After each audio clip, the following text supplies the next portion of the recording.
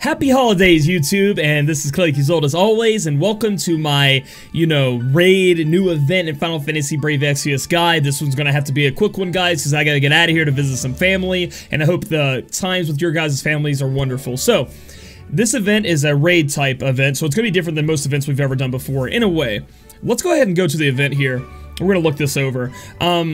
It's called, you have to defeat the snowman, you're gonna fight Frosty here, and you gotta teach him a lesson for all the bad things he's done to you. And the way you earn rewards in here is you collect points, and you don't spend these points, it's actually just how many points you've earned, you pass certain goals, and once you pass those goals, you get items. So, there are group rewards here, guys, and the way this is obtained is everyone in Brave Exvius right now on Global is fighting the snowman, and they're acquiring points. So you can see that as everyone as a whole in Global has acquired 114 million points. So we've actually passed this first part right here on the completion rewards.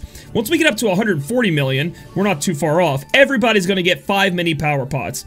And then as we continue on, it's going to keep going all the way to same until we can get 700 million. If all of us together can work and get 700 million points, everybody's getting all of the rewards, and that's how that's going to work. One of the reasons why Well's working for us and fighting for those top ranks are going to be good, because they're going to allow us to break these point plateaus. And then we have individual rewards. So if you acquire 10 points, you're getting X potion times 10. Yada, yada, yada, going down. And you can see that my current individual score is 2,880. So as long as I've surpassed something with 2,880, so 2,600 was my last one, I got a rare summon ticket, and we go all the way down here to the Trust Moogle, and you need 12,000 points to complete this, guys. Remember, this event is going on for 2 weeks, and on the second week, we're going to get an even harder boss, a Frosty the Snowman boss, so look forward to that. It's like the Halloween event where we had like the Pumpkin Knight, and then he turned into a huge-ass Pumpkin Knight, and we got more rewards for him, things like that, so that's how it's going to be. Speaking of, let's go ahead and look back. There's one more way of earning points. I clicked off the wrong thing here, and that is the rankings. Now, the rankings are done by actual rank. This is like the arena, so this goes by how many points you've actually earned in the game, and that's where you're going to get your rewards from. Apparently, it updates every 5 minutes, and only shows you the top 30th place. And we can see that Dyer here is a badass and has 93,000 points. So the reason some of you guys might be saying, well, hey, I want some of those rewards. I have no chance of competing because they're lapis refilling. But guys, they're helping us get these group rewards, and I love it. I actually love this stuff. And then obviously, you can just work for yourself and get all these great individual rewards. I think we get like 9 summoning tickets or something if you get all the group ones for the server rewards and things like that. We can go ahead and hop over here and look at the holiday raid event, and this right here is going to show us actually what you get for the ranking rewards.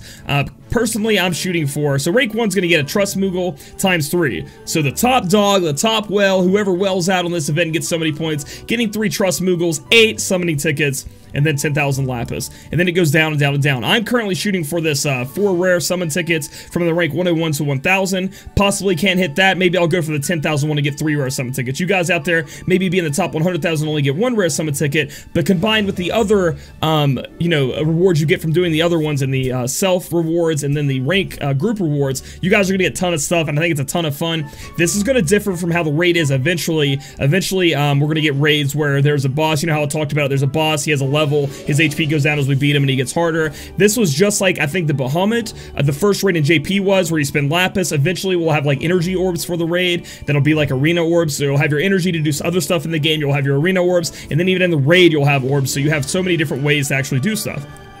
Moving on, let's talk about how to actually beat this boss. Let's look at the team I'm taking in, guys. I'm taking Refia. You will need a healer. We're going to look at the equipment here. I need to actually switch this equipment out. The Magi staff is not free to play. Let's go ahead and put that golden staff on her. Where's that at?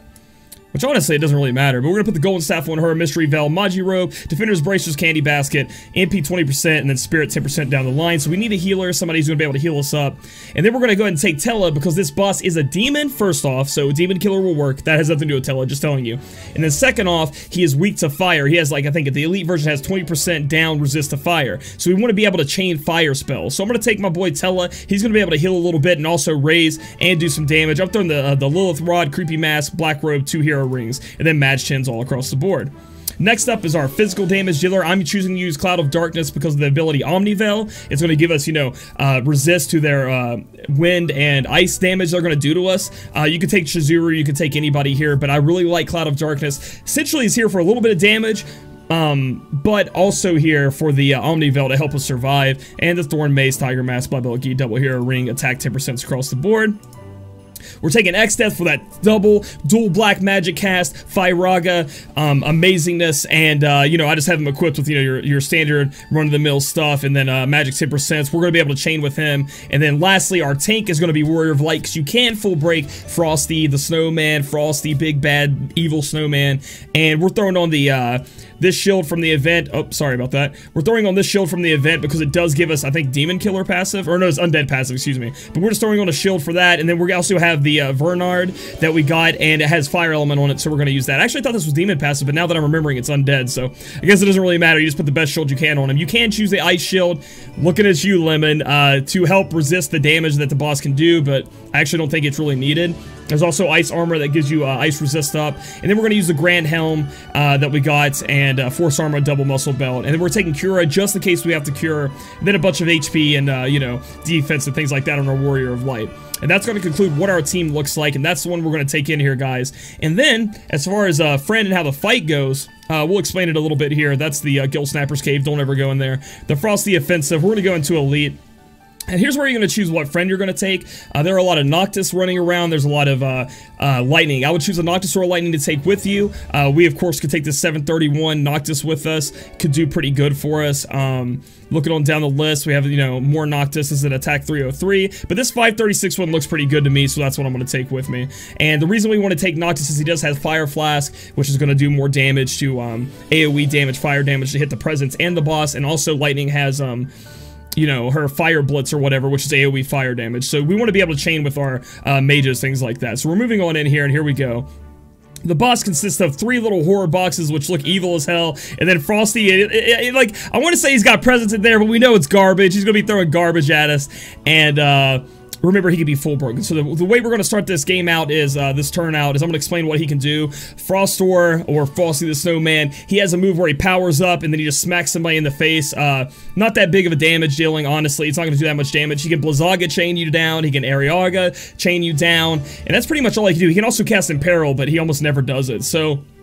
He can be imperiled himself, which is good. These are all things we'll talk about when we get into the fight. And these little boxes right here will cast death on you, and it has a certain % chance that your dude might just die, which kind of sucks. That's like the one thing bad about this fight is you can get death on it, you can die, but... You know, we have our Razors and Tella and Refia to raise us back up, and we're going to AoE kill these boxes as fast as possible. So, we're going to go ahead and use Embolden to make our attacks a little bit more potent. We're going to set up X-Death. We're actually going to have him Imperil because I want to do as much damage as I can to this boss as possible. So we're going to cast Imperil on the boss. As you see, it does work. Now, for full breaking, guys, he can resist full break. So he can resist any of the full break that's done to him. But let's see what happens here. He's going to say resist, so he resisted something that we full broke him with. So let's look. It looks like we only lowered his attack. That's really unlucky, so we're going to have to cast it again. We're looking for the Spirit down and the Magic down, but that's alright. We'll cast it again after this. Tella's going to go ahead and cast Firaga, because he's weak to Firaga, and the little, you know, presents are too. Cloud of Darkness is going to cast Omnivel to help protect our team. Go ahead and cast that. Noctis is going to hit us up with that, the Fire Flask, so we're gonna do Fire Flask damage. So what we're gonna do when we chain is we want to use the lower, weaker chain first and move up. So we're gonna go like this and try to elemental chain. Obviously, Noctis is great here too because Fire Flask can put 2 random status elements on everyone, and that's pretty good. So he just charged up right there, but I don't think we have to worry about too much. I don't think it does that much damage. And now's our big turn where we're gonna do tons of damage. Refia doesn't really need to do anything, so we're just gonna go ahead and defend with her. We're gonna go ahead and dual magic cast with X-Death here, casting Firaga twice. We're going to go ahead and use Tella to use Firaga for that chaining niceness. We're going to have Noctis cast Fire Flask, and then we're going to have Cloud of Darkness cast Barrage, because that's like what we want to be doing here. And then Warrior of Light, we're going to have cast Full Break. We're going to click on and see what he does when he does do this Full Break. See, it did say resist. Did we get anything else? Now we've lowered its magic, which is good. This is getting really unlucky, guys, because normally you could break even more than that. I mean, sometimes you can full break him all the way down. We're really looking for that spirit to be down, but that's all right. And now we're going to chain it up, and the way I'm going to do it is I'm going to hit Cloud of Darkness, Tella, X-Death, and Noctis in that order. So we're going to go boom, boom, boom, boom. We're going to see how much damage we can do to these guys and hurt them up real bad.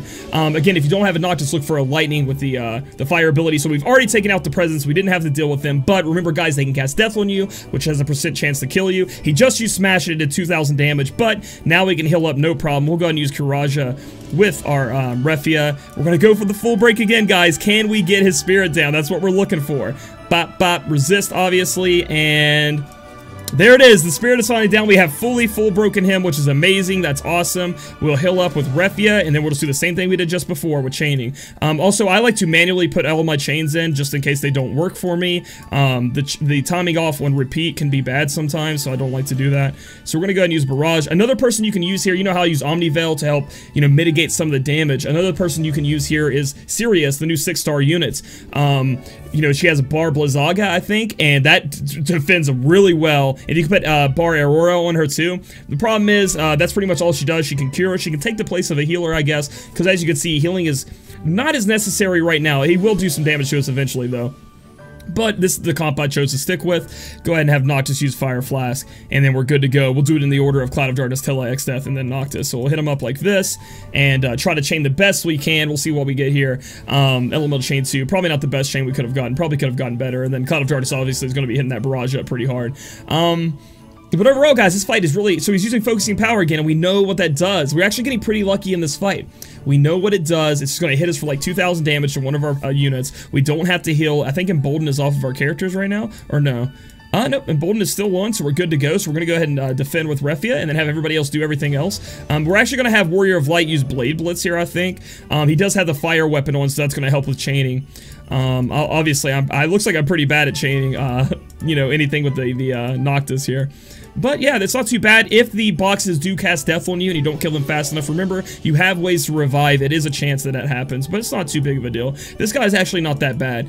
Chaining him just makes it so much easier. I love that he's... Because we have weapons too. We have Churi Jiradin, which has a fire elemental on it, and that Vernard I just showed you that we got too. So we definitely have ways of dealing fire damage to him, and a lot of good abilities from physical damage dealers. So we're going to go ahead and defend. We'll cast Blade Blitz, boom, boom, boom, boom, chain like that, and we're probably going to kill him right here. Not too rough for us, guys. You know, that's what's using... We do have two 4-star base units, but Warrior of Light's been on a couple banners. Refia was kind of a tough one, but as you see, Refia didn't really do anything that fight at all. It could have been Lena. It could have been, for a hell of it, it could have been Santa Rosalia, who knows, but pretty easy fight there, as you guys saw. Another thing I want to point out is that the bonus they talked about for the event isn't triggering right now for the people from the banner. So like if I did have somebody, I remember people saying, or in the video when they talked about this, that we were supposed to get bonuses from these people and we're not getting them, so I'm unsure. But overall, I think this event is pretty freaking cool. I think the shield from the event is awesome, and having any kind of gun that you can get from an event is also pretty cool, because guns are very rare here, right? So we'll go ahead and look at these rewards. Actually, it won't really show me there. I have to go here and look at the event, the raid event here. So I can talk about the items that you can get from the raid, right? So we'll go to a Frosty Offensive. I think it will tell me here at the end, I think. Yeah, here we go. So we have the Festive Cap. You can get defense plus 12, magic plus 10%, ice plus 10%. Not the best, but I mean, the magic 10% is pretty cool, and the ice resist plus 10% is pretty cool. Maybe used in the future, but I do believe these festival caps and festival robes are more of like a fun thing. I did think I saw in the Japanese version, though, guys, that these things got upgraded in the Japanese version of the event. I saw like the festival robe have like wings on it or something. I don't even remember what I saw, but just in case, make sure you guys pick these up just in case they're used later. Defense 22, spirit 12, and ice 15%. Again, going against an ice boss could be used, but I think they're more for fun. This is where it's at, though. The Snowstorm Shield. Defense plus 42, spirit plus 12. And then you get all this resist to ice and wind. Earth minus 30%, fire minus 30%. Guys, if you can't beat elite, and you need to put a shield on somebody and make them stronger, and you go through and you get 4,000 event points on like pro or something, this could help you destroy the event. I think it's very cool. Also, it looks awesome. So very cool, very good to have. You don't want to put it on when you're fighting an earth or fire boss, as you get negative there. But and then we have the candy gun. Fire element obviously will be useful against this boss, and then attack plus 65. Not the best gun in the world, but you know, guns are hard to come by, so I definitely want to pick this up, guys. I think overall this event is pretty cool, pretty festive, festival cap, and fun. Remember, next week we're getting a harder Frosty boss, just like the Halloween event. Now we'll have a guide covering that, but just have fun, guys. Have fun with it. Have a great Christmas, happy holidays, and we'll catch you guys next week. If you like this video, give it a thumbs up. Comment down below how you feel about this event, and if you're fucking up Frosty the Snowman, and subscribe for future content. We'll catch you guys later. The best character now. Now let's talk about that Magitech Rudolph, man. White Knight Noel. I'm actually pretty excited about this character. I know a lot of people are kind of bummed with the whole banner, but I'm excited to get my hands on him and try him out. He comes in at 5-star base, going up to 6-star. He is a mage tank. Like, I don't know which one to call him more, a tank or a mage. It's kind of both mixed in.